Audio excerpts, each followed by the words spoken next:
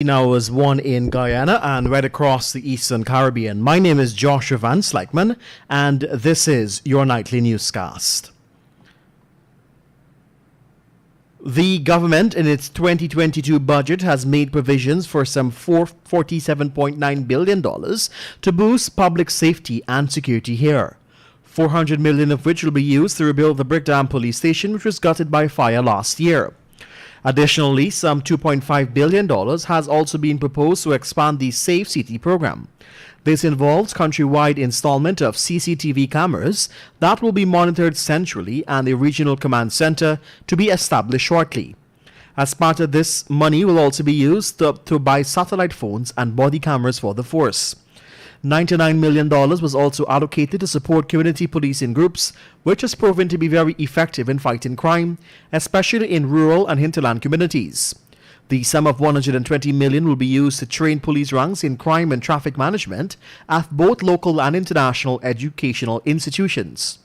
The Guyana Prison Service is slated to receive an additional $2.3 billion, which will be used to complete works at the Mazaruni Prison and to initiate the construction of 3 prison blocks at the Lusignan Prison.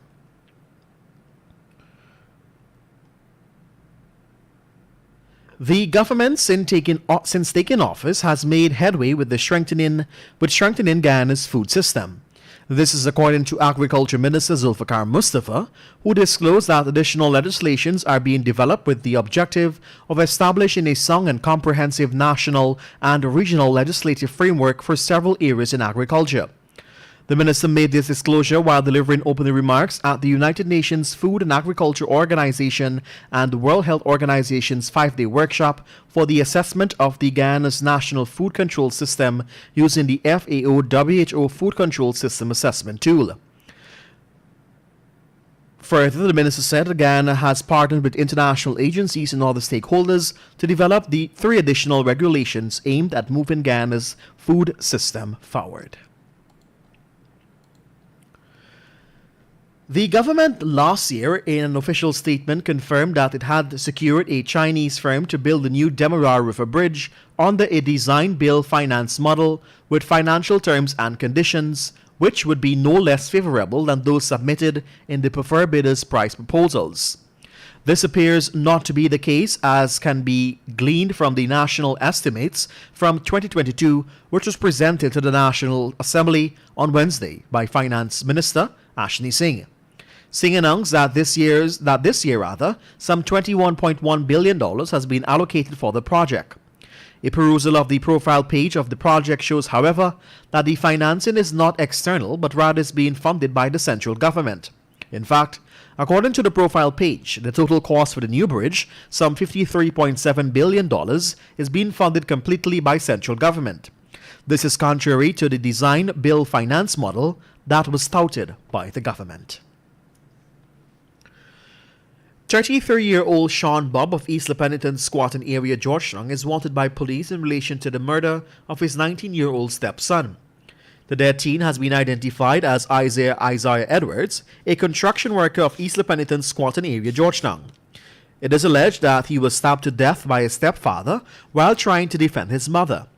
According to police, the incident occurred on Wednesday around 18 hours 30. It was reported that the teen's stepfather began assaulting his mother because she had not finished cooking, and as such, the teen intervened. Anyone with information that may lead to his arrest is asked to contact the nearest police station or on telephone numbers 268-2298, 222-226-7065 or 268-2222-911 or the nearest police station. Guyana, on its financial books last year, had its total import payments growing over the previous year by 90.8%, which translate to $4.8 billion, according to Minister with Responsibility for Finance, Dr. Ashni Singh. Notably, however, this was primarily attributed to the arrival of Guyana's second FPSO, the Liza Unity, which accounted for $1.7 billion, or 38.6% of the total imports for 2021. As it relates to the export end, Dr. Singh reported that at the end of 2021, total export earnings amounted to $4.9 That should be 4.352 million US dollars, or 68% higher than the 2.59 US million earned in 2020. Again, this was mainly driven by oil exports, growing by 179.6% to some 3 billion US dollars. Non-oil export earnings for last year, according to Dr. Singh, amounted to just about $1.4 billion. And finally, at this time, during this past week's 2022 budget presentation, Senior Minister in the Office of the President with responsibility for finance, Dr. Ashni Singh, announced that another $12.4 billion has been allocated for the Ministry of Housing to fix more roads. Dr. Singh told the National Assembly that the $12.4 billion is to continue infrastructure work in the housing areas. These infrastructure works, he said, will include the upgrading of 45.5 km of roads in 31 existing housing schemes across regions 1, 2, 3, 4, 5, 6, 9, and 10. The road upgrade will be contemplated with the construction of drainage structures and the installation of LED street lamps. Additionally, said the senior minister, government also aims to complete the construction of the electricity distribution network in existing housing schemes, along with procurement of electrical hardware for new housing schemes.